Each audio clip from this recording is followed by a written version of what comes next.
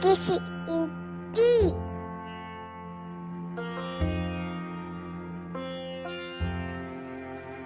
On 26th January every year, we celebrate Republic Day in India. Republic Day is the national festival of India. In 1950, the Constitution was implemented by our freedom fighters and politicians. Every year on this day, the flag is hoisted.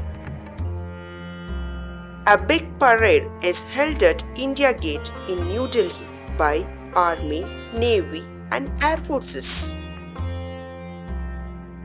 India turned into a secular and law-based nation on this day. The Republic Day teaches us to live in unity and peace. On this day, all schools, colleges and other institutions celebrates with parade functions. Proud to be an Indian. Jai Hind.